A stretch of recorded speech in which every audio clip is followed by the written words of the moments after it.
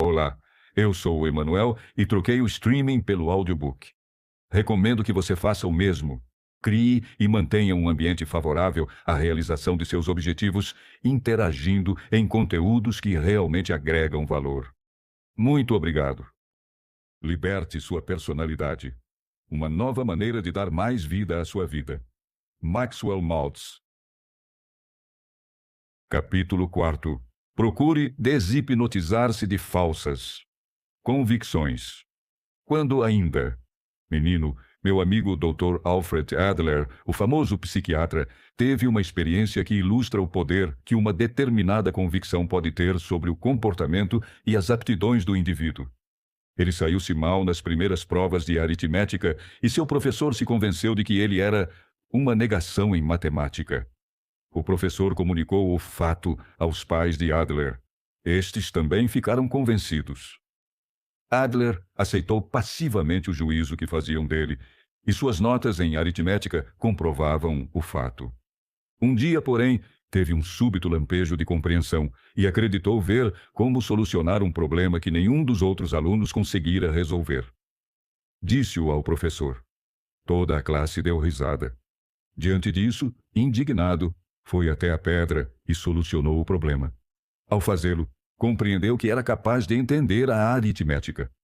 Sentiu nova confiança em sua capacidade e acabou sendo bom aluno na matéria. A experiência do Dr. Adler foi muito parecida com a de um paciente que tive há alguns anos. Era um homem de negócios que queria se tornar bom orador, pois desejava discursar a respeito do notável êxito que conseguira num ramo de comércio reconhecidamente difícil. Era dotado de voz agradável e dispunha de um tema interessante, mas se sentia incapaz de se erguer na frente de estranhos e expor sua mensagem. O que o detinha era sua crença de que não poderia fazer um bom discurso e jamais conseguiria impressionar seus ouvintes, simplesmente porque não tinha a aparência imponente. Não era o tipo do homem vitorioso na vida. Essa convicção se gravara nele tão fundamente que constituía um obstáculo intransponível toda vez que ele se levantava diante de um grupo de pessoas e começava a falar. Ele erroneamente chegou à conclusão de que se, através de uma operação plástica, melhorasse sua aparência, ganharia a confiança de que necessitava. Uma operação poderia fazer um milagre, mas também poderia não fazer. Minha experiência em outros pacientes me ensinara que a mudança física nem sempre era garantia de mudança em personalidade. A solução do caso deste homem foi descoberta quando ele conseguiu substituir a crença negativa pela crença positiva de que tinha uma mensagem de extrema importância, que só ele podia transmitir, não importa qual fosse sua aparência. Com o passar do tempo, chegou a ser um dos oradores mais disputados no mundo dos negócios. A única mudança à vida foi a que ocorreu em sua convicção e em sua autoimagem. O que desejo tornar claro é que Adler vivera hipnotizado por uma falsa convicção sobre si mesmo. Literal e verdadeiramente hipnotizado, e não apenas figurativamente. Lembre-se do que dissemos no último capítulo, que o poder da hipnose é o poder da crença. O importante é termos em mente que pouco importa a maneira como adquirimos uma ideia ou de onde ela veio. Você pode jamais ter conhecido um hipnotizador profissional. Pode jamais ter sido formalmente hipnotizado. Mas, desde que aceitou uma ideia vinda de si mesmo, de seus professores, seus pais, seus amigos, de anúncios ou de qualquer outra fonte, e se adquiriu a firme convicção de que tal ideia é verdadeira, ela terá sobre você o mesmo poder que as palavras do hipnotizador têm sobre o hipnotizado. Pesquisas científicas mostraram que a experiência do Dr. Adler não constitui exceção. Ela é típica de praticamente todos os alunos que obtêm notas baixas. No capítulo 1, mencionamos como Prescott Lackey, depois de milhares de experiências e muitos anos de pesquisas, concluiu que notas ruins na escola se devem, em quase todos os casos, ao autoconceito e autodefinição dos estudantes. Eles estão literalmente hipnotizados por ideias como eu sou burro, tenho personalidade fraca, sou ruim em aritmética, sou fraco em linguagem por natureza, sou feio, etc. Com autodefinições como essas, o estudante precisa ter notas baixas, a fim de ser coerente consigo mesmo. Inconscientemente, conseguir notas más é uma questão moral. Do ponto de vista desse estudante, obter notas altas seria tão errado como roubar, desde que ele se tivesse definido como rapaz honesto. O caso do vendedor hipnotizado, no livro Segredos do Êxito em Vendas, John D. Murphy conta-nos como Elmer Wheeler aplicou a teoria de leque para aumentar os rendimentos de certo vendedor.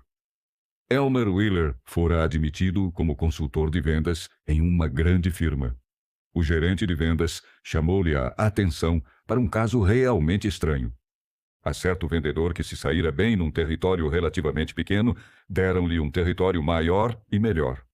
No ano seguinte, porém, suas comissões atingiram quase a mesma quantia que ele ganhara no território menor, $5.000. No outro ano, a companhia aumentou a comissão de todos os vendedores, mas aquele vendedor não passou, ainda assim, dos $5.000 usuais. Deram-lhe, então, um dos territórios mais fracos da firma, e ele de novo atingiu os $5.000 anuais. Em uma conversa que teve com ele, Wheeler descobriu que o mal não estava no território, mas sim no valor que o vendedor atribuía a si mesmo.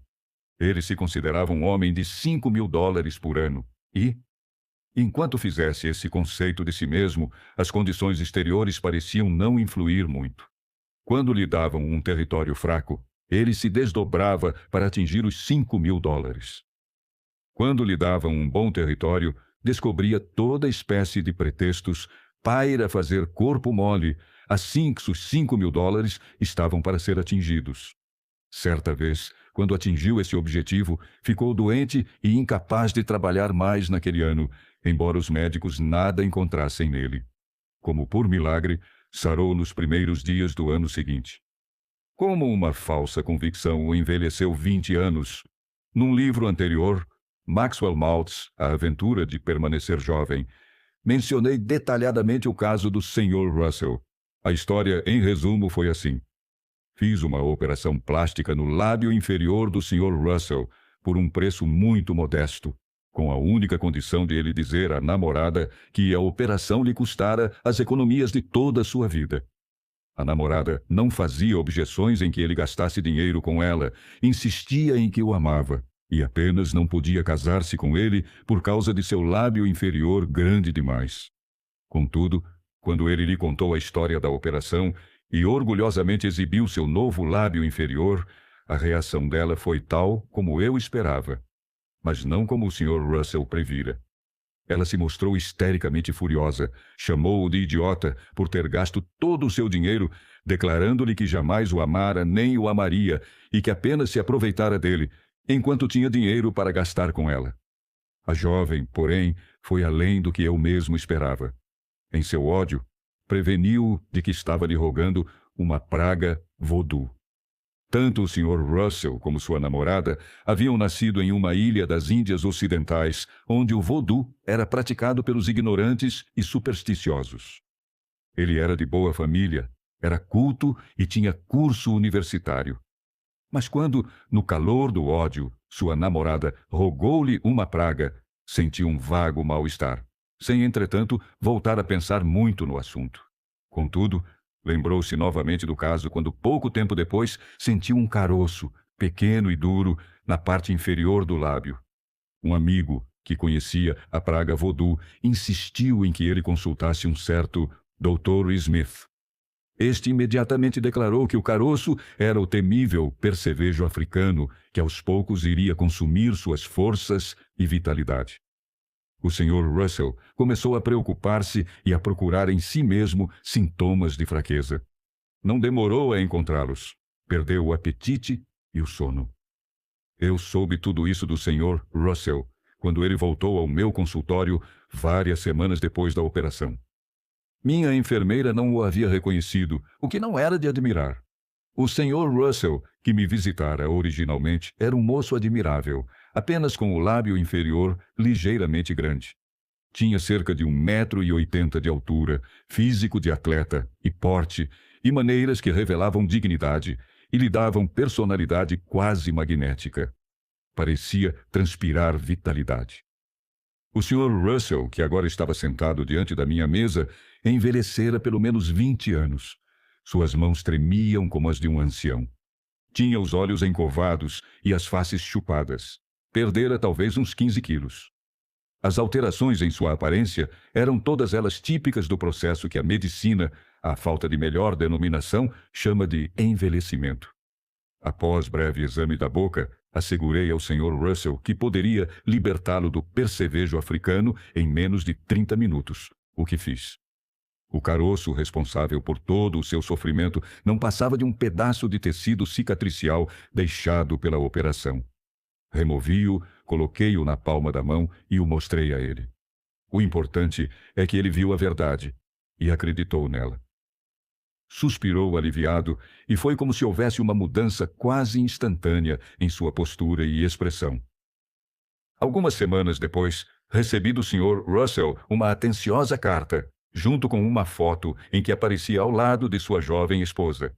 Ele voltara para sua terra e se casara com a namorada da infância.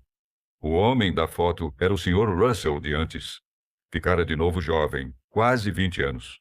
A verdade, não somente o libertara do medo e lhe restaurara a confiança, mas também invertera o processo de envelhecimento. Se o leitor tivesse visto o Sr. Russell como eu vi, tanto antes como depois, provavelmente não teria mais dúvidas sobre o poder de uma crença, ou de que uma ideia aceita como verdadeira, seja qual for a fonte, pode ter a mesma força da hipnose. Estaremos todos hipnotizados. Não é exagero dizer que todo ser humano vive mais ou menos hipnotizado, seja por ideia que ele, sem prévia análise, aceitou de outros, seja por ideias que repetiu a si mesmo ou se convenceu de que eram verdadeiras. As ideias negativas têm sobre o nosso comportamento exatamente o mesmo efeito das ideias negativas implantadas na mente do hipnotizado pelo hipnotizador profissional. O leitor já assistiu a uma exibição honesta de hipnotismo? Se ainda não, permita que lhe descreva apenas alguns dos fenômenos mais simples que resultam da sugestão hipnótica. O hipnotizador diz a um jogador de futebol que sua mão está segura à mesa e ele não a pode levantar. Não é que não tente levantá-la, ele não pode. Ele luta e se esforça até que os músculos do braço e do ombro saltam como cordas. Mas sua mão continua pregada à mesa. Ele diz a um campeão halterofilista que este não pode erguer um lápis da mesa. E embora normalmente ele possa levantar do chão um peso de 200 quilos, agora não é capaz de erguer o lápis. O estranho é que, nesses exemplos, a hipnose não enfraqueceu os atletas. Eles continuam tão vigorosos como antes. Mas, sem conscientemente saberem, eles estão trabalhando contra si mesmos. Por um lado, tentam erguer a mão ou o lápis através do esforço voluntário e contraem os músculos adequados. Mas, por outro lado, a ideia de que não poderão fazê-lo faz com que os músculos se contraiam de maneira oposta à sua vontade. A ideia negativa leva-os a derrotarem a si mesmos. Eles se tornam incapazes de expressar ou pôr em ação a verdadeira força de que dispõem. A força de pressão de um terceiro atleta foi medida num dinamômetro e fixada em 5 quilos.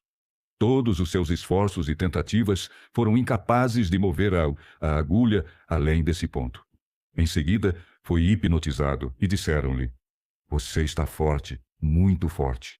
Mais forte do que jamais esteve em sua vida. Muito, muito mais forte. Você está admirado da força que tem." Então mediram de novo a força de pressão de sua mão. Dessa vez, ele levou a agulha com facilidade à marca dos 56 quilos. É claro que a hipnose não acrescentou coisa alguma à sua força real. O que a sugestão hipnótica fez foi vencer uma ideia negativa que antes o impedira de expressar toda a sua força. Isto é, o atleta, em seu estado normal e desperto, impusera uma limitação à sua força, com a convicção negativa de que a sua pressão só podia chegar a 45 quilos. O hipnotizador não fez mais do que remover esse obstáculo mental, permitindo-lhe expressar sua verdadeira força. O hipnotizador deshipnotizou-o temporariamente, fazendo-o esquecer as convicções limitadoras que tinha a respeito de si mesmo. Como disse o Dr. Barber, é muito fácil acreditarmos que o hipnotizador tem algum poder mágico, quando vemos as coisas pouco menos que milagrosas que acontecem durante uma sessão de hipnotismo. O gago fala fluentemente, o tímido e retraído se torna expansivo, confiante e faz um discurso inflamado. Outro indivíduo que, quando desperto, quase não é capaz de fazer uma soma com lápis e papel, multiplica mentalmente 2 cifras de 3 algarismos. Aparentemente, isso tudo acontece apenas porque o hipnotizador lhes assegura que podem fazer tais coisas e lhes ordena que as façam. Para os observadores, a palavra do hipnotizador parece ter algum poder mágico. Tal, porém, não é o caso. O poder, a habilidade básica de fazer essas coisas, esteve sempre ao alcance dos pacientes, mesmo antes de conhecerem o hipnotizador. Eram, porém, incapazes de utilizar esse poder, simplesmente porque ignoravam possuí-lo. Tinham-no engarrafado, bloqueado, por causa de suas próprias convicções negativas. Sem o saber, haviam-se hipnotizado a si mesmos com a convicção de que eram incapazes de realizar aquelas coisas. Seria mais próprio dizermos que o hipnotizador os deshipnotizou, e não que os hipnotizou. Dentro de você, não importa o que você seja, e por muito fracassado que se considere, está a habilidade e o poder de fazer tudo o que precisa para ser feliz e vitorioso. Dentro de você, neste instante, está o poder de realizações que nunca sonhou fossem possíveis. Esse poder estará à sua disposição a partir do momento em que você mudar as suas convicções e se deshipnotizar de ideias como não posso, não valho coisa nenhuma, não mereço e outras convicções limitadoras. Você pode curar seus complexos de inferioridade. Pelo menos 95% das pessoas têm suas vidas, até certo ponto, prejudicadas por sentimentos de inferioridade. E para milhões de indivíduos, esse mesmo sentimento de inferioridade constitui sério obstáculo ao êxito e à felicidade. Num certo sentido da palavra, toda pessoa que há na face da Terra é inferior a outra ou outras pessoas. Eu sei que não sou capaz de erguer tanto peso como Paul Anderson, atirar um peso de 8 quilos tão longe quanto Perry O'Brien, ou dançar tão bem como Arthur Murray. Sei disso, mas o fato não me causa sentimentos de inferioridade, nem prejudica minha vida. Simplesmente porque não me comparo desfavoravelmente com eles, nem me considero fracassado porque não posso fazer determinadas coisas tão bem quanto eles. Sei também que, em certos setores, todas as pessoas que encontro, desde o jornaleiro da esquina até o presidente do banco, são superiores a mim. Mas, por outro lado, nenhuma dessas pessoas é capaz de reparar um rosto desfigurado ou fazer muitas outras coisas tão bem como eu. E tenho certeza de que elas não se sentem inferiores por causa disso. Sentimentos de inferioridade têm origem não tanto em fatos ou experiências, como em nossas conclusões a respeito de fatos e na maneira como avaliamos experiências. Por exemplo, é um fato que eu sou um halterofilista inferior e um dançarino inferior. Isso, todavia, não faz de mim um indivíduo inferior. A inabilidade cirúrgica de Paul Anderson e Arthur Murray faz deles cirurgiões inferiores, não pessoas inferiores. Tudo depende de quais as normas com que nos comparamos e das normas de quem nos comparamos. Não é o conhecimento de uma real inferioridade que nos dá um complexo de inferioridade e interfere com nossa vida, mas sim o sentimento de inferioridade. E este sentimento de inferioridade nasce de uma única razão. Nós nos julgamos e nos medimos não pelas nossas próprias normas, mas pelas normas de alguma outra pessoa. E quando o fazemos, sempre e sem exceção, saímos inferiorizados. Mas porque nós pensamos, acreditamos e concluímos que deveríamos estar à altura das normas de alguma outra pessoa, sentimos-nos desprezíveis, medíocres, e chegamos à conclusão de que há algo de errado conosco. A conclusão lógica seguinte, nesse tortuoso raciocínio, é que não prestamos, não merecemos o êxito e a felicidade, e que seria inútil exprimirmos plenamente nossas habilitações e talentos, sejam quais forem. Tudo isso acontece porque permitimos a nós mesmos ser hipnotizados pela ideia inteiramente errônea de que eu gostaria de ser como fulano, ou eu gostaria de ser como todo mundo. A ilusão desta segunda ideia, desde que a analisemos, pode ser facilmente percebida, pois na verdade não há padrões fixos que sejam comuns a todo mundo. Todo mundo é composto de indivíduos, e entre eles não há dois que sejam perfeitamente iguais. A pessoa que tem um complexo de inferioridade reúne invariavelmente a esse erro o de lutar por superioridade. Seus sentimentos nascem da falsa premissa de que é inferior. Dessa falsa premissa, constrói ela toda uma estrutura de pensamentos e sentimentos lógicos. Se ele se sente mal porque é inferior, a cura está em se tornar tão bom quanto todo mundo. E a maneira de se sentir realmente bom é tornar-se superior. Essa luta por superioridade coloca-o em maiores dificuldades, traz mais frustrações e às vezes causa uma neurose onde antes não havia neurose alguma. Ele se torna mais infeliz do que antes, e quanto mais se esforça, mais infeliz fica. Inferioridade e superioridade são as duas faces da mesma moeda. A cura está em compreender que a própria moeda é falsa. A verdade a esse respeito é esta: você não é inferior, você não é superior. Você é simplesmente você. Você, como personalidade, não está em competição com qualquer outra personalidade, simplesmente porque não há na face da Terra outra pessoa igual a você. Você é um indivíduo, você é único. Você não é igual a alguma outra pessoa, nem pode jamais tornar-se igual a alguma outra pessoa. Não se espera que você seja igual a alguma outra pessoa, e nem se espera que alguma outra pessoa seja igual a você. Deus não criou uma pessoa padrão e pôs nela um rótulo dizendo: é assim que todos devem ser. Ele fez os seres humanos individuais e diferentes, do mesmo modo que fez cada floco de neve individual e diferente. Deus criou pessoas altas e pessoas baixas, pessoas grandes e pessoas pequenas, pessoas magras e pessoas gordas, pessoas pretas, amarelas, vermelhas e brancas. Jamais demonstrou preferência por gente deste ou daquele tamanho, forma ou cor.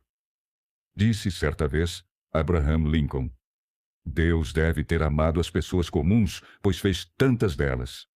Lincoln estava enganado. Não existem pessoas comuns, não há um padrão comum estandardizado.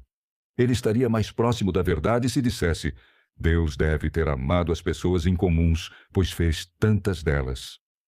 Um complexo de inferioridade, com todas as suas consequências negativas, pode ser fabricado, sob encomenda, no laboratório psicológico. Tudo o que você precisa é estabelecer uma norma, ou média, e convencer seus pacientes de que não estão à altura dela. Um psicologista quis verificar até que ponto os sentimentos de inferioridade afetavam a capacidade de resolver problemas. Dava a seus alunos uma série de testes de rotina. Depois, anunciava solenemente que o indivíduo médio podia completá-los em tanto tempo, que era cerca de 1/5 do tempo realmente necessário. Quando, no decorrer do teste, uma campainha soava indicando que o tempo do indivíduo médio se esgotara, alguns dos alunos mais brilhantes se tornavam de fato assustados e incompetentes, considerando-se retardados, que há em sua mente. Science Digest, fevereiro de 1952. Não continue a medir-se pelos padrões dos outros. Você não é eles e não pode igualar os padrões deles. Eles, por sua vez, não podem igualar os seus, e não se espera que o façam. Quando você compreender esta verdade simples e evidente por si mesma, quando a aceitar e acreditar nela, seus sentimentos de inferioridade se evaporarão. Como azar a relaxação para deshipnotizar-se. A relaxação física desempenha papel importante no processo de deshipnotização. As convicções que temos neste momento, boas ou más, verdadeiras ou falsas, se formam sem dificuldade, sem termos nenhuma sensação de esforço e sem o exercício da força de vontade.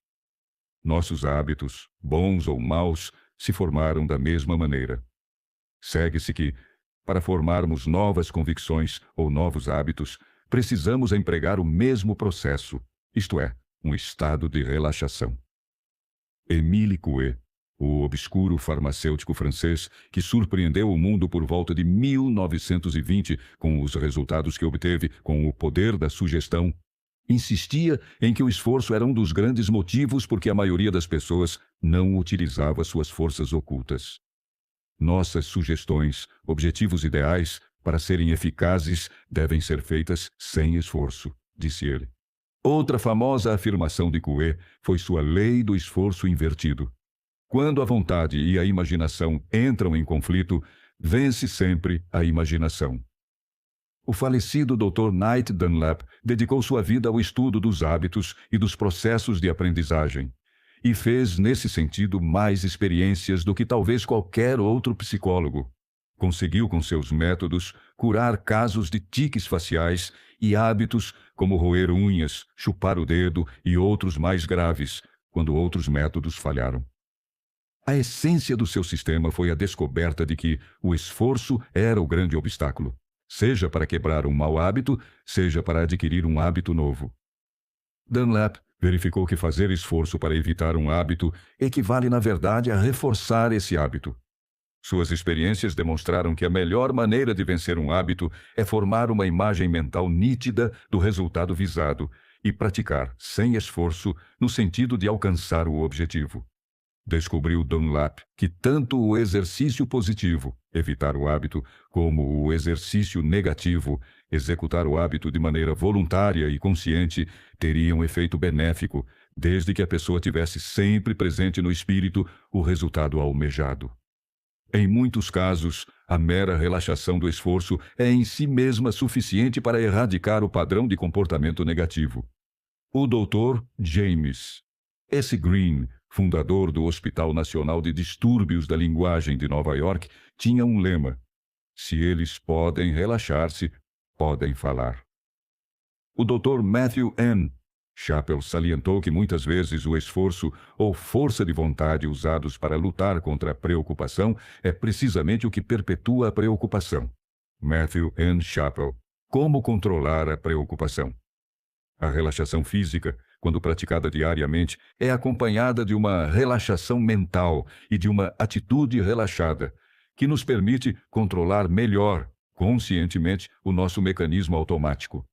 A relaxação física também tem em si mesma uma poderosa influência no sentido de deshipnotizar-nos em relação a atitudes e padrões de reação negativos. Como usar quadros mentais para relaxar? Exercício, para ser praticado pelo menos 30 minutos diariamente. Sente-se confortavelmente numa poltrona ou deite-se de costas. Conscientemente, solte, tanto quanto possível, os vários grupos musculares sem fazer muito esforço nesse sentido. Também conscientemente, preste atenção às várias partes do seu corpo e solte-as um pouco. Você descobrirá que pode sempre relaxar-se, voluntariamente, até certo ponto. Você pode parar de franzir o sobrolho, relaxando a fronte. Pode afrouxar um pouco a tensão dos maxilares. Pode deixar as mãos, os braços, os ombros, as pernas ficarem um pouco mais relaxados do que estão. Gaste nisso uns 5 minutos. Depois pare de prestar atenção aos músculos. Você tentará ir só até esse ponto, mediante o controle consciente. Daí em diante você relaxará mais e mais, usando seu mecanismo criador para que produza automaticamente um estado de relaxação. Em suma, você vai usar imagem de objetivos, que manterá diante de sua imaginação e deixará que seu mecanismo automático alcance esses objetivos para você. Quadro mental número 1. Mentalmente veja-se a si mesmo deitado numa cama, bem estirado. Forme de suas pernas a imagem de como seriam se fossem de concreto. Veja a si mesmo deitado com 2 pernas de concreto, muito pesadas. Veja essas pernas afundando no colchão em virtude do seu peso. Agora procure ver seus braços e mãos como se fossem de concreto. Seus braços e mãos são também muito pesados e estão afundando no colchão e fazendo tremenda pressão na cama. Com os olhos do espírito, veja um amigo entrar no quarto e procurar erguer suas pesadas pernas de concreto. Ele agarra seus pés e tenta levantá-los, mas são muito pesados para ele. Não consegue fazê-lo. Repita isso com os braços, pescoço, etc. Quadro mental número 2. Seu corpo é uma enorme boneca de pano. Suas mãos estão amarradas aos pulsos de maneira frouxa, por meio de um barbante. Seu antebraço está frouxamente ligado ao braço e o braço frouxamente ligado ao ombro, por meio de um barbante. Seus pés, pernas, coxas também estão ligados um ao outro por meio de barbante. Seu pescoço consiste de um pedaço de barbante muito bambo. Os barbantes que controlam seus maxilares e mantêm juntos os lábios afrouxaram-se de tal maneira que seu queixo caiu molemente no peito. Todos os barbantes que ligam as várias partes do seu corpo estão bambos e, em consequência, seu corpo está esparramado na cama. Quadro mental número 3.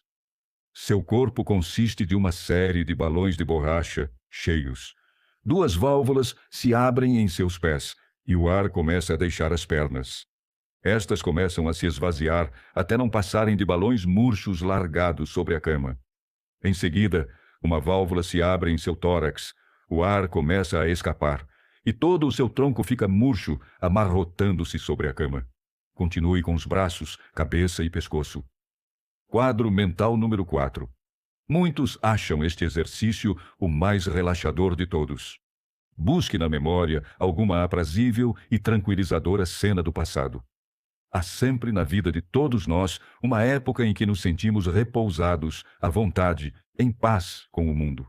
Escolha entre suas lembranças o quadro preferido e procure recordar imagens com todos os pormenores possíveis. Suponhamos que a cena é um lago na montanha, onde você foi pescar. Em tal caso, preste atenção nas pequenas coisas incidentais que há nas redondezas. Lembre-se do rumorejar da água. Que sons estavam presentes? Você ouvia o suave sussurro das folhas? Ou talvez você se recorda de estar sentado, perfeitamente à vontade e até um pouco sonolento diante de uma lareira há muito tempo. Os troncos de madeira soltavam faíscas e estalavam. Que outros sons e imagens estavam presentes? Você talvez prefira lembrar-se de quando esteve deitado ao sol, numa praia. Qual era a sensação da areia em seu corpo? Você sentia o calor repousante dos raios de sol que tocavam em seu corpo quase como se fossem um objeto palpável? Havia uma aragem muito leve? Havia gaivotas na praia? Quanto mais detalhes desse gênero você puder lembrar e desenhar para si mesmo, melhores serão os resultados do exercício. A prática diária tornará esses quadros mentais, ou lembranças, cada vez mais nítidos. O efeito do aprendizado será também cumulativo. A prática fortalecerá a correlação entre a imagem mental e a sensação física.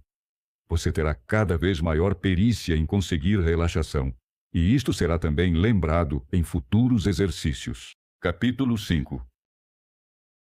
Como utilizar o poder do pensamento racional?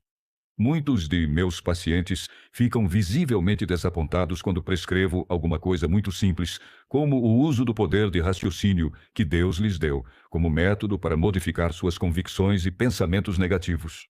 No entanto, esse sistema tem uma vantagem: dá resultado. E, como veremos mais adiante, se baseia em sólidas descobertas científicas. É crença muito generalizada que o pensamento consciente, racional e lógico não tem poder sobre os processos ou mecanismos inconscientes e que, para alterar as convicções, sentimentos e comportamento negativos, é necessário ir muito ao fundo e drenar material do inconsciente. Nosso mecanismo automático, ou o que os freudianos chamam de inconsciente, é absolutamente impessoal. Atua como uma máquina e não tem vontade própria. Procura sempre reagir de maneira adequada às nossas crenças e interpretações do mundo no que diz respeito ao meio ambiente.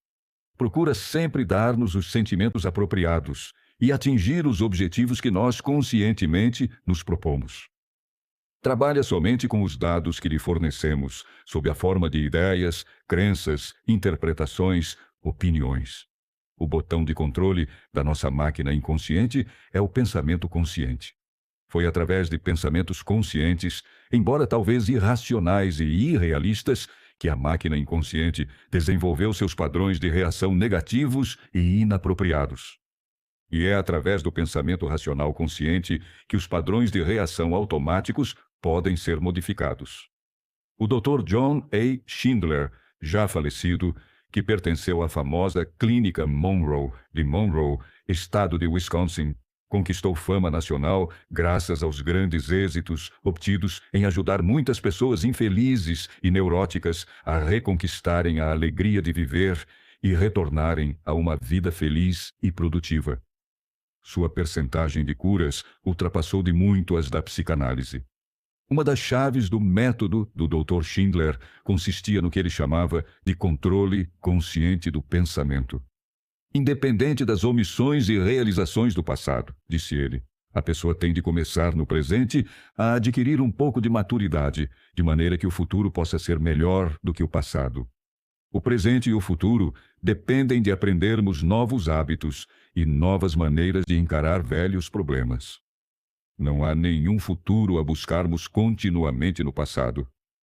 O problema emocional subjacente tem em todos os pacientes o mesmo denominador comum. O denominador comum é este: o paciente se esqueceu ou provavelmente nunca aprendeu a controlar seu pensamento presente, para produzir alegria de viver. John A. Schindler, Como Viver 365 Dias por Ano. Deixe os leões dormirem. O fato de haver sepultadas no inconsciente lembranças de fracassos passados, bem como de experiências desagradáveis e penosas, não quer dizer que estes devam ser desenterrados, expostos ou examinados para podermos modificar nossa personalidade.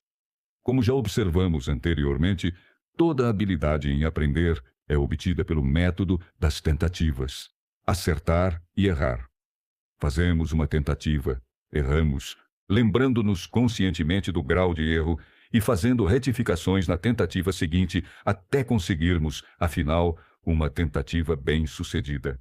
A reação bem-sucedida é então lembrada, ou rememorada, e imitada em futuras tentativas.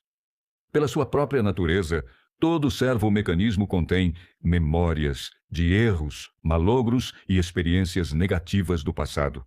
Essas experiências negativas não inibem, antes contribuem para o processo de aprendizagem, desde que sejam utilizadas como dados de retroalimentação negativos e sejam encaradas como desvios do objetivo positivo que se tem em vista. Contudo, uma vez que tenhamos reconhecido o erro como tal e feito a competente correção, é igualmente importante esquecermos conscientemente o erro e lembrarmos e adotarmos a tentativa bem-sucedida. Essas memórias de fracassos passados não nos prejudicam, desde que nosso pensamento e atenção consciente estejam voltados para o objetivo positivo que visamos. O melhor, portanto, é deixar esses leões dormirem. Nossos erros, enganos, fracassos e, às vezes, até mesmo nossas humilhações são passos necessários no processo de aprendizagem. São, porém, destinados a servir como meios para um fim, não são um fim em si mesmos. Depois de servirem ao seu propósito, devem ser esquecidos. Se conscientemente nos detivermos no erro, ou conscientemente sentirmos uma sensação de culpa pelo erro, o próprio transformando no objetivo, que é erro ou falha, acabará se conscientemente guardado na imaginação e na memória. O mais infeliz dos mortais é o homem que continuamente insiste em reviver na imaginação o passado, continuamente censurando-se pelos erros cometidos. Nunca me esquecerei de uma de minhas pacientes que, por causa de um passado infeliz, se torturava de tal maneira que anulava toda e qualquer possibilidade de ser feliz no presente. Vivera muitos anos em estado de tristeza e revolta, como resultado direto de um grave caso de lábio leporino. Fugia de todos e, com o correr do tempo, desenvolveu uma personalidade tolhida, irritadiça, inteiramente voltada contra o mundo.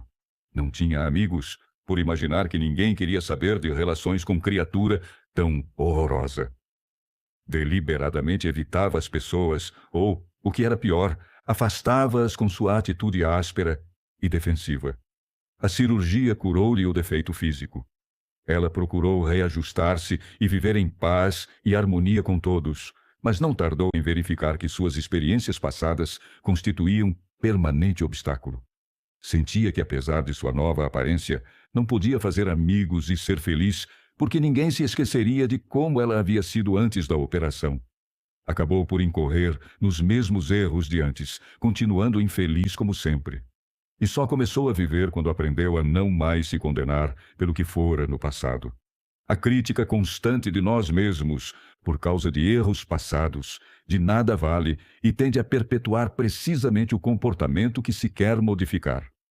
Lembranças de erros passados podem afetar negativamente nossas realizações no presente, se neles nos detivermos e tolamente concluirmos: falhei ontem, portanto falharei hoje também.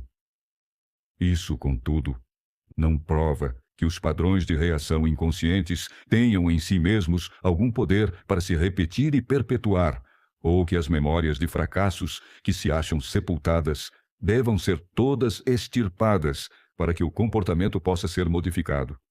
Quando somos vitimados, é sempre pela nossa mente consciente e raciocinadora, não pelo inconsciente. Pois é com a parte raciocinadora da nossa personalidade que tiramos conclusões e selecionamos as imagens objetivos em que nos devemos concentrar. No instante em que mudarmos de ideia e cessarmos de conferir poder ao passado, este e mais todos os seus erros perdem o poder que têm sobre nós. Ignore os insucessos passados e caminhe para a frente. A hipnose, mais uma vez, nos fornece aqui uma prova convincente. Quando a um homem em transe hipnótico se diz, e ele acredita ou pensa, que é um orador fluente e cheio de confiança em si mesmo, seus padrões de reação mudam instantaneamente. Ele age de acordo com as convicções que tem nesse momento. Sua atenção volta-se inteiramente para o objetivo positivo que quer alcançar,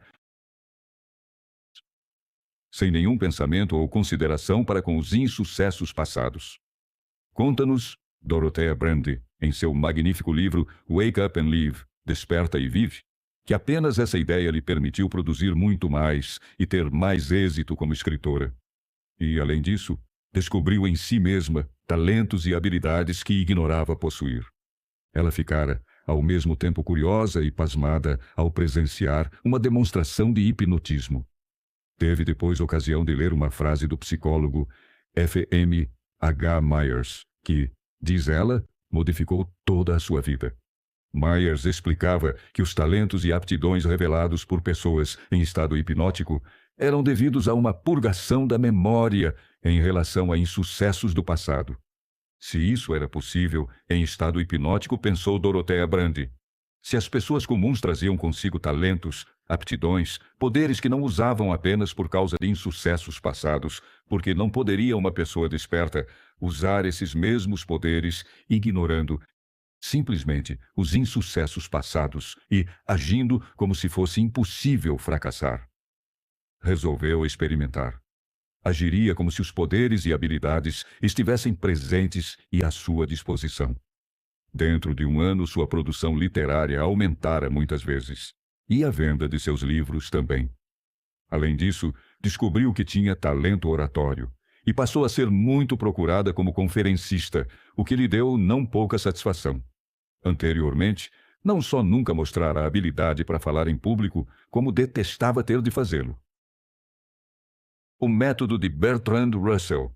Em seu livro The Conquest of Happiness, A Conquista da Felicidade, diz Bertrand Russell, o grande filósofo e matemático inglês: eu não nasci feliz.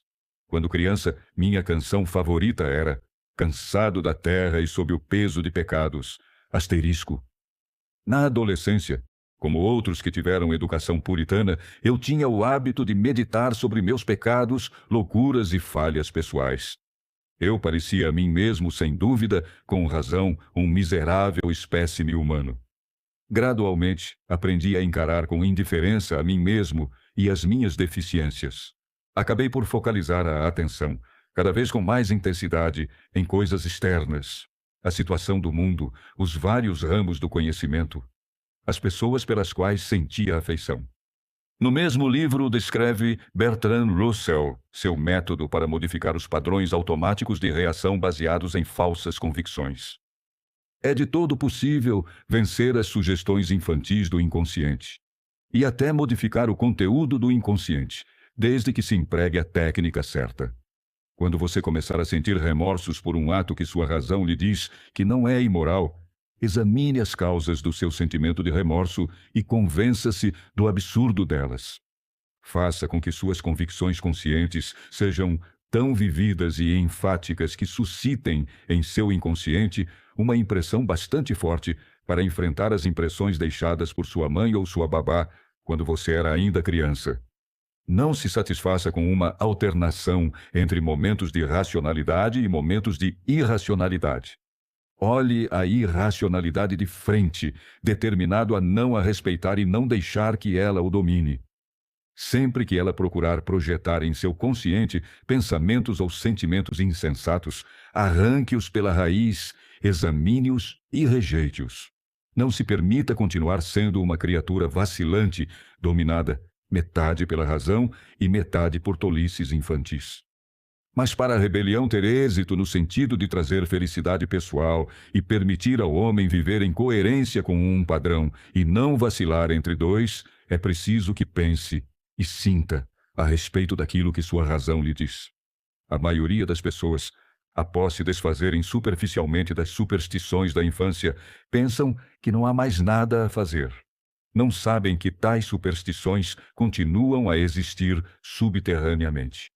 Após chegarmos a uma convicção racional, é necessário nos determos nela, acompanharmos suas consequências, procurarmos dentro de nós mesmos toda e qualquer crença que não se coadune com a nova convicção e que, de outro modo, poderia sobreviver.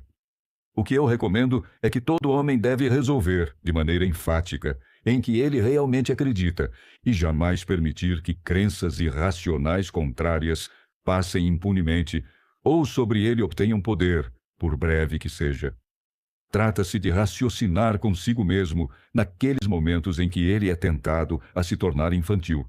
Mas esse raciocínio, se for suficientemente intenso, pode ser muito breve. As ideias não se modificam pela vontade, mas por outras ideias.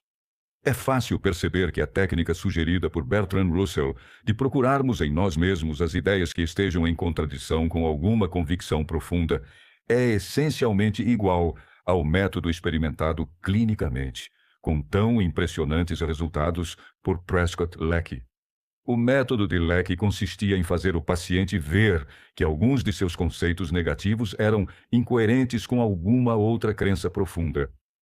Leckey acreditava ser intrínseco à própria natureza da mente, que todas as ideias e conceitos que compõem a personalidade devem parecer coerentes uns com os outros.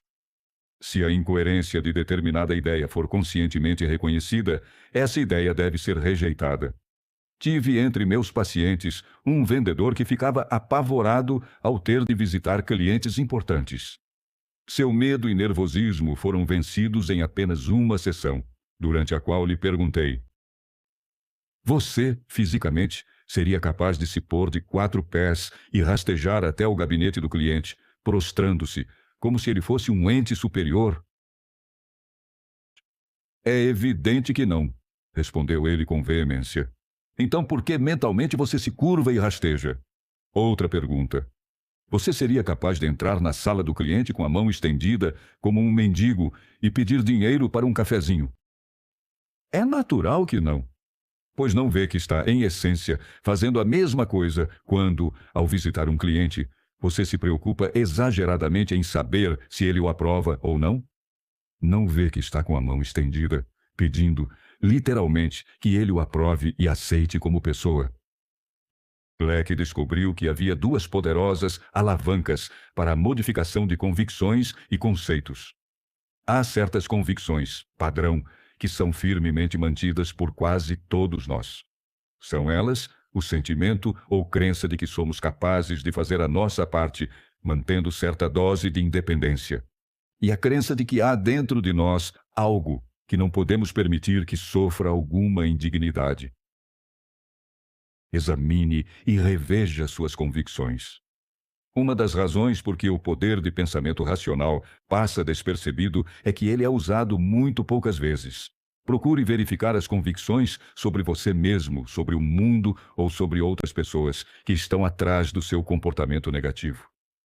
Algo sempre acontece que faz você fracassar justamente quando a vitória lhe parecia estar ao alcance das mãos. Talvez você secretamente se sinta indigno do êxito ou julgue que não o merece. Você se sente pouco à vontade no meio de outras pessoas. Talvez se considere inferior a elas ou então supõe que elas são hostis e inamistosas. Você fica ansioso e amedrontado, sem razão plausível, numa situação relativamente segura. Você talvez acredite que o mundo em que vive é um lugar hostil, adverso, perigoso, ou que você merece ser castigado. Não se esqueça de que tanto o comportamento como o sentimento nascem das convicções. Para erradicar a convicção responsável por seu sentimento e comportamento, pergunte a si mesmo: por quê? Há alguma tarefa que você gostaria de executar, algum setor em que gostaria de se expressar, mas se retrai sentindo que não pode? Pergunte a si mesmo: por quê? Por que eu penso que não posso? Depois, pergunte mentalmente: esta convicção se baseia em um fato real, em uma conjetura ou em uma falsa conclusão? Depois, faça a si mesmo as perguntas: 1. Há algum motivo racional para essa convicção? 2. Pode acontecer que eu esteja enganado nessa convicção? 3. Chegaria eu à mesma conclusão a respeito de alguma outra pessoa em situação semelhante? 4. Por que devo continuar a agir e sentir como se isto fosse verdade? Se não tenho nenhuma razão plausível para acreditar em tal coisa, não se contente com esquivar-se a essas perguntas. Enfrente-as, concentre-se nelas, emocione-se com elas. Você não vê que defraudou a si mesmo, menosprezou a si mesmo, não por causa de um fato, mas apenas por causa de alguma tola convicção. A indignação e o ódio agem às vezes como nossos libertadores no caso de ideias falsas. Alfred Adler ficou com raiva de si mesmo e do professor e conseguiu se desfazer da definição negativa que tinha de si mesmo. Essa experiência não é rara. Um velho agricultor conta que deixou de fumar, de uma vez por todas, um dia em que verificou que esquecera o fumo em casa e se dispunha a caminhar de volta 3 quilômetros para apanhá-lo. No caminho, viu que estava sendo humilhantemente dominado por um vício. Ficou com raiva, fez meia volta, retornou à sua roça e nunca mais voltou a fumar. Clarence Darrow, o famoso criminalista, disse que sua carreira de sucesso começou no dia em que ficou com raiva, quando tentava conseguir uma hipoteca de $2.000 para comprar uma casa. No instante em que a transação ia ser concluída, a mulher do capitalista disse ao marido: "Não seja idiota. Não vê que ele jamais ganhará dinheiro suficiente para pagar?" Darrow, ele próprio, tinha sérias dúvidas a esse respeito. Mas algo aconteceu quando ouviu essa observação. Ficou indignado tanto com a mulher como consigo mesmo, e resolveu que iria vencer na vida. Um homem do comércio, meu amigo, teve experiência muito semelhante. Homem vencido, aos 40 anos de idade, preocupava-se continuamente sobre como iriam ser as coisas, sobre suas próprias falhas e se seria ou não capaz de levar a bom termo suas tentativas comerciais. Atemorizado e ansioso, estava ele procurando adquirir algumas máquinas a crédito, quando a esposa do dono da loja se opôs. Ela não acreditava que ele um dia seria capaz de saldar seu compromisso. Naquele instante, ele viu suas esperanças ruírem, mas logo a seguir sentiu-se indignado. Afinal, quem era ele para que os outros o fizessem de joguete? Quem era ele para ser continuamente humilhado? A experiência despertou algo dentro dele, como que um novo eu. E naquele instante ele viu que a observação da mulher, bem como as opiniões que ele tinha a respeito de si mesmo, constituíam uma afronta a esse algo. Não tinha dinheiro, nem crédito, nem maneira nenhuma de conseguir o que queria. Mas descobriu um jeito e dentro de 3 anos teve mais êxito do que jamais sonhara, não em um negócio, mas em 3. 0 poder do desejo profundo. O pensamento racional, para poder modificar eficazmente as convicções e o comportamento, deve ser acompanhado de sentimento e desejo profundos. Procure imaginar o que você gostaria de ser ou ter, e suponha nesse instante que tais coisas seriam possíveis. Desperte um intenso desejo por essas coisas. Torne-se entusiasmado a respeito delas. Demore-se nelas e fique remoendo-as na imaginação. Suas atuais convicções negativas foram formadas pelo pensamento mais o sentimento. Procure gerar suficiente emoção ou um profundo sentimento, e seus novos pensamentos e ideias cancelarão os primeiros. Analisando isso, você verá que está usando um processo que já usou várias vezes anteriormente: a preocupação. A única diferença foi que você mudou seus objetivos de negativos para positivos. Quando você se preocupa, antes de mais nada, você desenha na imaginação, de maneira muito vivida, algum resultado ou objetivo futuro que é indesejável. Você não utiliza nenhum esforço ou força de vontade, mas se detém no resultado final. Você fica pensando nele, remoendo-o, vendo-o como uma possibilidade. Você brinca com a ideia de que tal coisa poderia acontecer. Essa constante repetição e o pensamento em função de possibilidade faz com que o resultado final pareça cada vez mais real para você. Passado algum tempo, engendram-se automaticamente as emoções apropriadas: medo, ansiedade, desânimo. Isto é, emoções apropriadas para o resultado que é objeto de sua preocupação. Mude, portanto, o quadro do seu objetivo e você poderá, com igual facilidade, gerar emoções boas. Se você constantemente procurar ver na imaginação o resultado final desejável, nele se detendo, isso fará com que a possibilidade pareça mais real e as emoções apropriadas de entusiasmo, alegria, ânimo e felicidade serão, também neste caso, automaticamente geradas. Na formação de bons hábitos emocionais e na eliminação dos maus, afirma o Dr. Knight Dunlap, temos que nos haver principalmente com o pensamento e com os hábitos de pensamento. Tal como o homem pensa, isso ele é no coração. O que o pensamento racional pode e o que não pode fazer, lembre-se que o seu mecanismo automático pode com a mesma facilidade funcionar como um mecanismo de fracasso ou um mecanismo de êxito. Ele é, na essência, um mecanismo perseguidor de objetivos. Que objetivo ele persegue depende de você. Muitos de nós, inconscientemente e de maneira involuntária, estabelecemos objetivos. Temos habitualmente na imaginação, o retrato de insucessos. Insucesso porque cultivamos atitudes negativas. Lembre-se também de que seu mecanismo automático não raciocina e não discute sobre os dados que você lhe fornece. Ele simplesmente os manipula e reage perante eles da maneira apropriada. É de grande importância que o mecanismo automático receba os fatos verdadeiros em relação ao meio ambiente. Essa é a função do pensamento racional consciente: conhecer a verdade, ponderar, avaliar e formar opiniões corretas. Pense sempre nas coisas que tem para fazer como sendo fáceis, e elas se tornarão fáceis, disse Émile Coué. Fiz numerosas experiências para descobrir as causas comuns daquele esforço consciente que costuma paralisar a mente raciocinadora, conta-nos o psicólogo Daniel W. Josselin. Praticamente em todos os casos, elas parecem ser devidas à tendência para exagerar a dificuldade e a importância dos nossos trabalhos mentais, levá-los demasiadamente a sério e recear que eles nos encontrem incapacitados para os executar. Pessoas que são eloquentes numa conversação casual se transformam em imbecis quando se levantam para fazer um discurso. É preciso termos em mente que, se somos capazes de interessar um vizinho, somos capazes de interessar todos os nossos vizinhos, ou o mundo inteiro, sem nos deixarmos impressionar por grandezas. Daniel W. Josselin. Why be tired? Por que se cansar? Você nunca sabe, até experimentar. É função do pensamento racional consciente examinar e analisar as mensagens recebidas, aceitando as que são verdadeiras e rejeitando as falsas.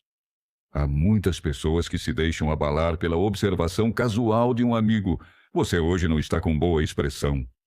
Se são repelidas ou menosprezadas por alguém, elas cegamente engolem o fato de que isso significa que são pessoas inferiores. Quase todos nós somos, diariamente, expostos a sugestões negativas. Se nossa mente consciente estiver desempenhando o papel que lhe cabe, nós não somos obrigados a aceitar cegamente essas sugestões. É função da mente racional consciente formar conclusões lógicas e corretas. Falhei uma vez no passado, portanto, é provável que falhe no futuro. Não é nem lógico, nem racional. Concluir: não posso, de antemão, sem fazer nenhuma tentativa e na ausência de qualquer prova em contrário, não é racional. Devíamos ser um pouco mais como o homem a quem perguntaram se sabia tocar piano. Não lhe sei dizer, respondeu. Como não sabe dizer? Nunca experimentei. Resolva o que você deseja, não o que não deseja. É função da mente consciente e racional. Decidir o que você deseja, selecionar os objetivos que você quer alcançar e concentrar-se neles antes que naquilo que você não deseja. Despender tempo e esforço concentrando-se no que você não deseja não é racional.